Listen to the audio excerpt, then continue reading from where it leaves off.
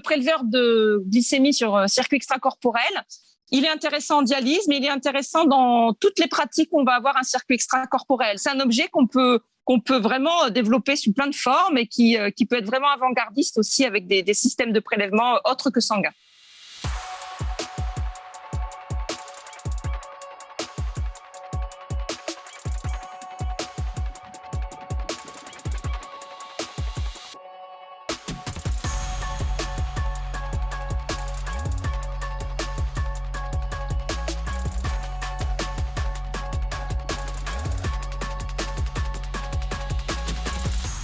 Je me suis aperçue qu'il restait une pratique infirmière qui n'était pas du tout sécurisée. Les infirmières, pour prélever quelques millilitres de sang sur le circuit extracorporel du patient, prennent une seringue, un trocar, le mettent dans ce qu'on appelle le septum, c'est un petit accès sécurisé au sang du patient, et viennent en fait aspirer une certaine quantité de sang pour ensuite décapuchonner et venir pousser sur leur seringue, faire venir une petite goutte de sang qu'elles vont venir mettre en contact à la fameuse bandelette qui est lue dans l'appareil à glycémie qu'on connaît tous. Il y avait la problématique de la piqûre accidentelle et la problématique de la projection.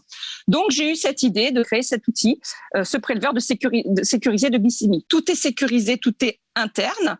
Il y a un système pour qu'elle puisse venir récupérer sa goutte de sang tout à fait sécurisé.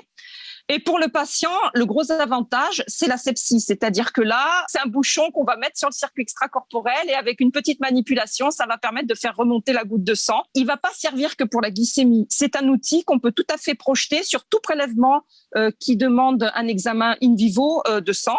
Donc, on peut imaginer un HemoQ. On peut imaginer toute chose qui permet, avec une bandelette, de faire un quick test sur un petit prélèvement sanguin.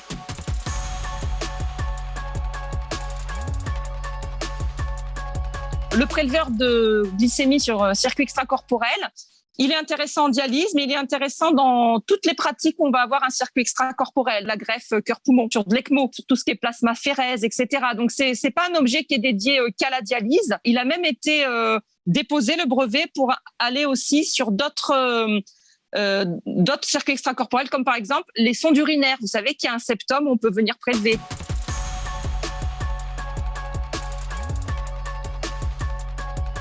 Cet outil, déjà, il faut savoir que je l'ai créé avec un ingénieur qui est un ami à moi, qui m'a aidé à faire les plans industriels et le premier prototype en imprimante 3D. Mon ami ingénieur n'a pas souhaité donner suite pour des raisons personnelles. Et donc, j'ai déposé seul ce de brevet donc en janvier 2022. Donc, c'est tout nouveau. Et je me suis fait accompagner par une boîte qui est experte dans ce domaine, parce que c'est quand même très lourd, le dossier à faire, etc. Il retravaille les schémas, il les renomme. Enfin, c'est un gros travail. C'est un parcours du combattant et déjà, il faut s'armer de patience. Ce que je peux dire, en tout cas, c'est que les industriels, ils sont très réceptifs, en fait, à ce genre d'idées, même si c'est pas une habitude qu'ils ont dans leur structure, parce que des projets qui viennent de l'extérieur comme ça, c'est des choses c'est assez rare, en fait. Ils ont toujours été à l'écoute, ils m'ont toujours donné des rendez-vous très, très vite.